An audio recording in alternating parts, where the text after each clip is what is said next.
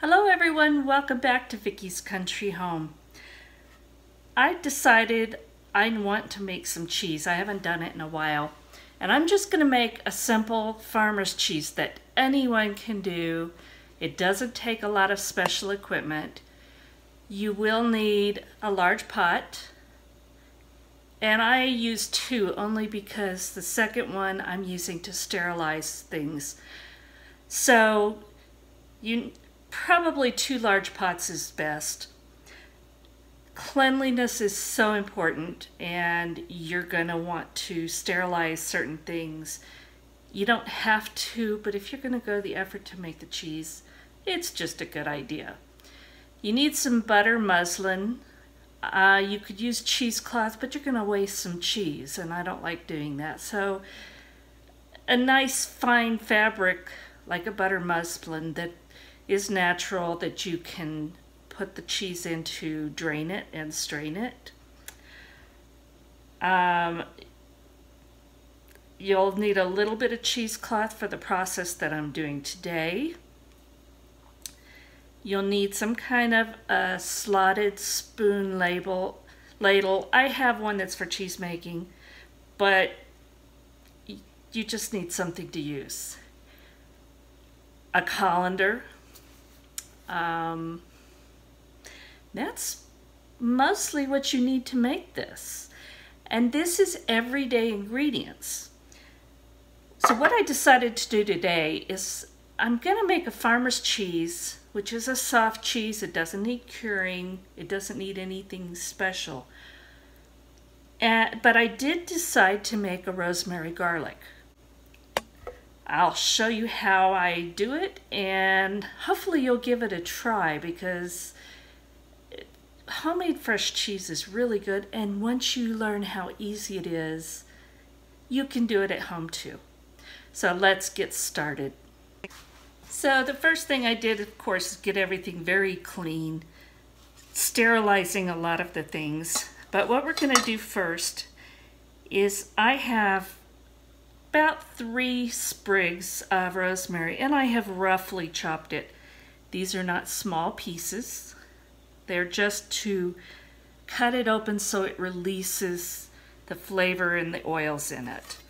So I've got a small piece of cheesecloth here, and you'll see why, because cheesecloth will allow the flavor to come through and infuse the milk, and that's a good thing. I've got about 4 cloves of garlic that I've very roughly chopped. Again, you're only doing this so that the flavor can be released, you don't need real fine pieces. All right, so I've got all of these flavorings in my little piece of cheesecloth, and what I'm going to do is I'm going to gather it into a bundle, and I'm going to tie that up, but I don't want it too tight, because if you do, you're not going to let the flavor come through. So I just have some kitchen twine, and you want to close all the openings at the top where you're gathering it, but you still want to leave it loose enough that the milk will be able to go through that and infuse it. So I'm just going to tie that on there kind of tight.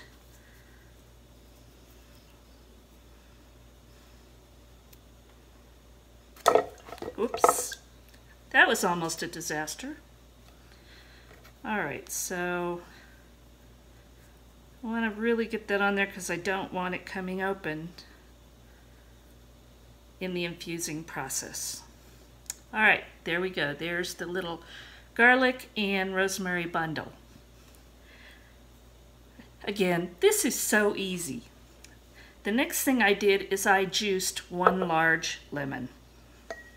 Make sure there's no seeds, but you want to get the juice.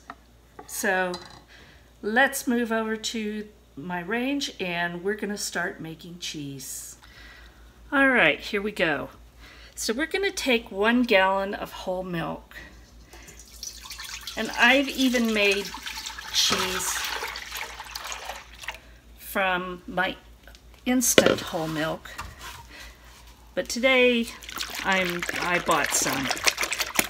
Now what you want to do is make very sure that on the label when you buy your milk that it says only pasteurized, not ultra pasteurized, because if it's ultra pasteurized, you're not gonna have cheese. It just doesn't work.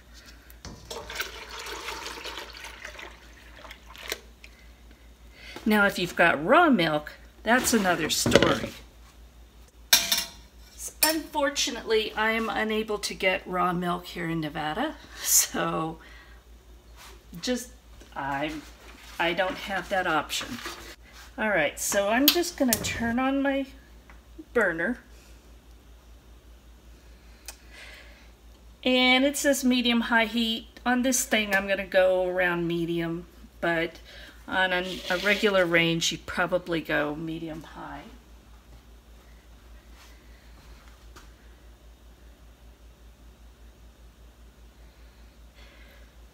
And we're just gonna let this come to a simmer. But in the meantime, this little magic bundle that we put together is gonna go in the milk. Now what that's gonna do is it's gonna infuse those flavors, the garlic and the rosemary, into the milk. So this cheese is gonna actually have that flavor cooked right into it.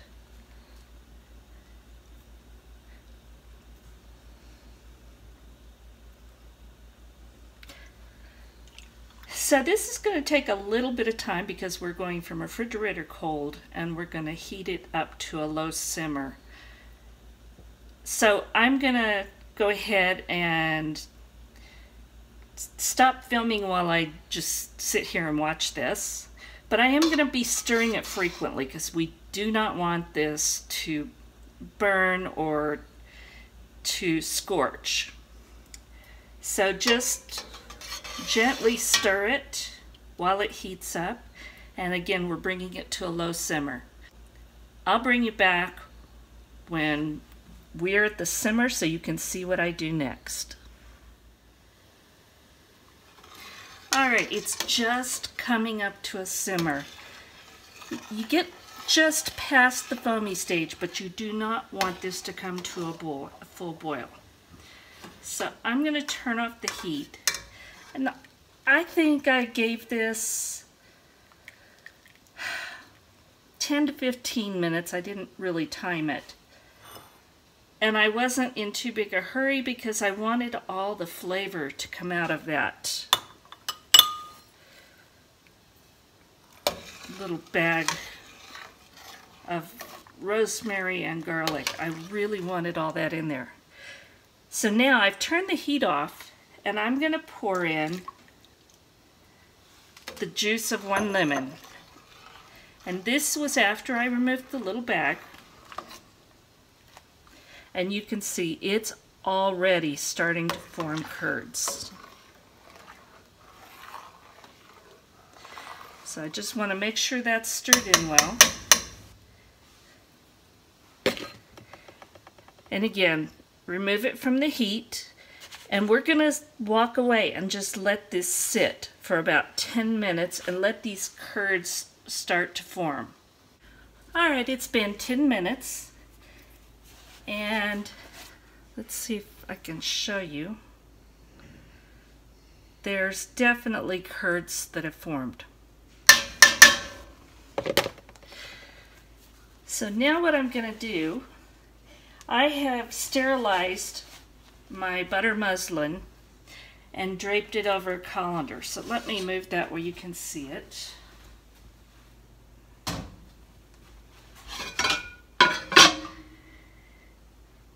And this is probably 4 thicknesses of the butter muslin. But again, I've sterilized it and I've sterilized the colander. So now what we're going to do is we're going to pour this very carefully through the muslin and let it drain.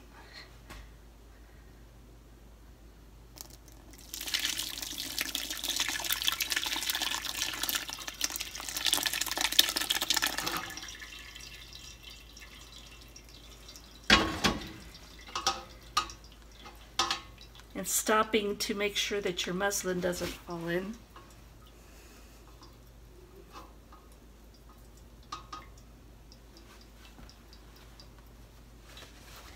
And what we're doing, you've heard of curds and whey. We're separating the cheese curds from the whey.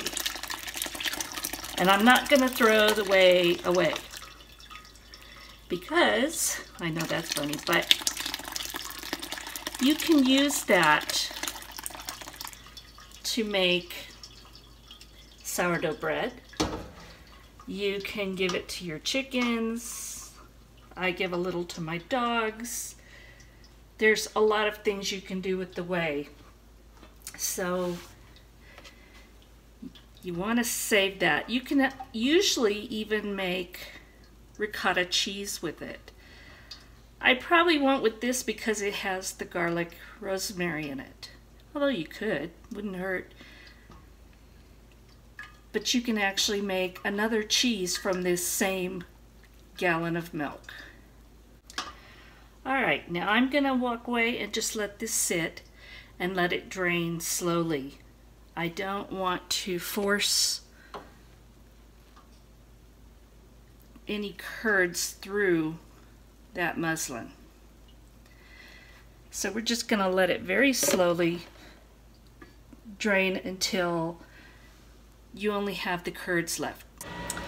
Alright, so I had to make a little detour with this because that one lemon apparently was not strong enough for whatever reason to separate all of the curds and whey. And what I saw is that it was just straining milk and not the whey. So what you're looking for, I'm going to try and show you here, is this yellowish clear fluid, and that is the whey. Now, what I did is I went ahead and dumped it back in the pot, reheated it slightly, and added white vinegar. And you can see it's now formed the curds and whey. And this is what it should look like when it drains. So this is the whey. That's a good thing.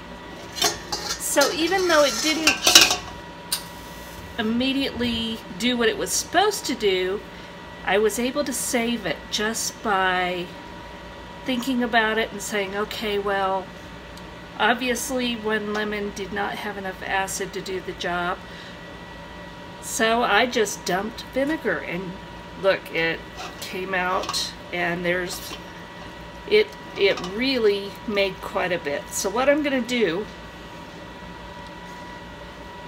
at this point, a lot of the whey has drained out, but we want to get as much as possible. So what we're going to do is I'm going to gather this together and just squeeze it.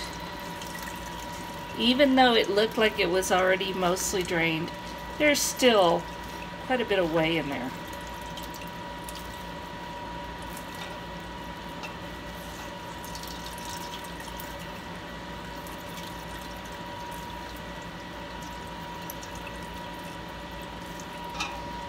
So I'm just gently squeezing it as I twist it tighter. Now what I'm going to do is, I know that there's still whey in there, and look at that. Kind of like cottage cheese maybe, but a little different. So what I'm going to do is I'm going to just fold this over.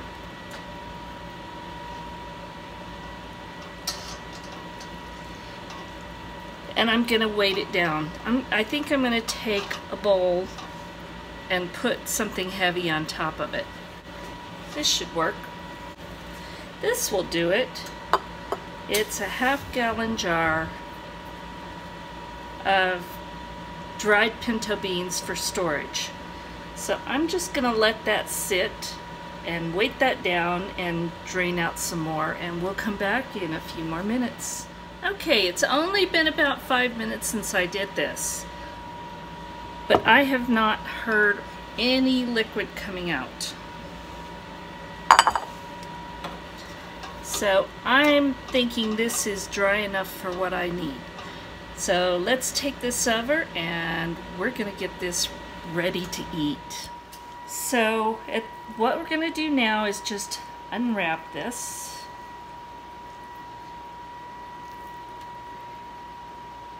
And that is our beautiful cheese curd, which I don't think the lighting is letting you see well. But what I'm gonna do, just carefully peel this butter muslin away and carefully scrape off any of the loose curd. That you don't want to scrape into the muslin too much, but you can scrape it off some.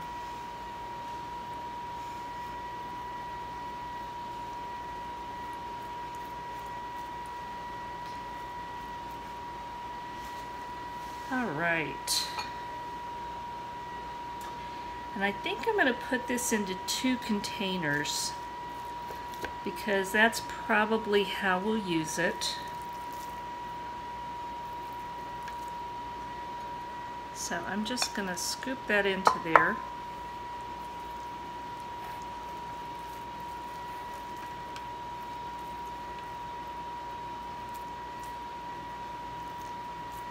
And hopefully you can see that even when things don't turn out exactly the way the recipe says they should, don't give up, because there's usually a way to save it. And in this case, it worked perfectly by doing that. So here it is. And I hope the lighting is okay. Let me see if I can make it a little better. Hopefully that's better. So I've got about half of the cheese here, and what I'm going to do, since I'm only doing half of this, I'm going to take about 1/8 of a teaspoon of coarse ground black pepper and a pinch of salt,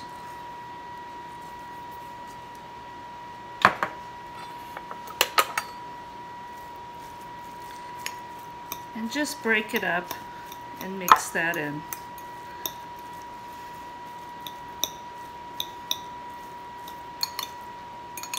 And you can add more or less depending on your taste.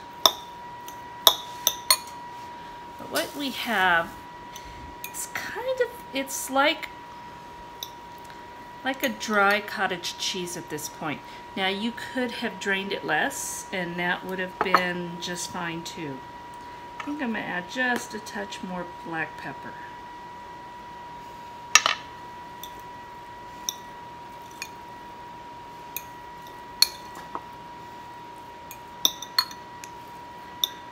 All right. Now, to make this really special, I'm going to put just a little bit of a good olive oil .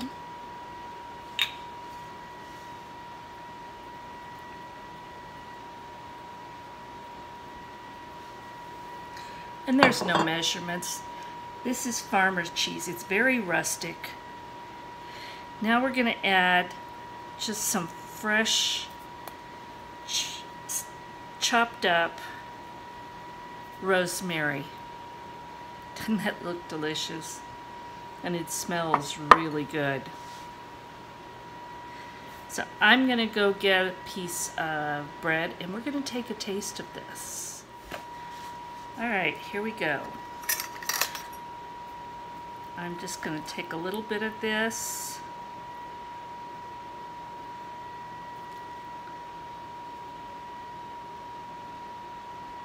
This would be delicious with crackers, all kinds of different ways. I hope the lighting lets you see. I'm not sure that it's doing that. So let's take a taste.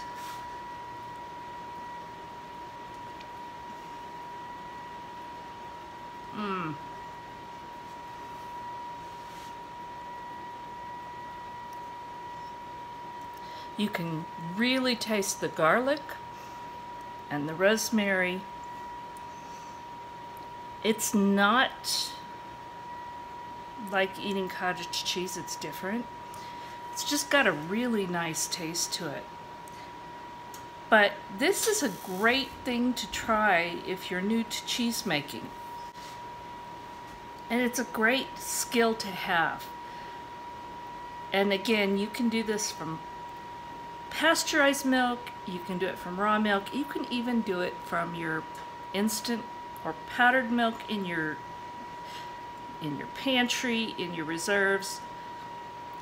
This is just a really good thing to know how to do, and it tastes really good. So if you're wanting to have a wonderful appetizer to serve with neighbors, friends, a party, whatever, or even just your family, is worth this. And it really is not hard to do. So rosemary garlic farmer's cheese is something you can do with no special equipment, no special ingredients. I hope you give it a try. Thank you for watching. If you enjoyed this, please give me a thumbs up, subscribe, share it with your friends. They may want to learn how to do this. Hit the little notification bell and you'll be notified, hopefully, of my videos. Sometimes it doesn't work. God bless, and we'll talk again soon.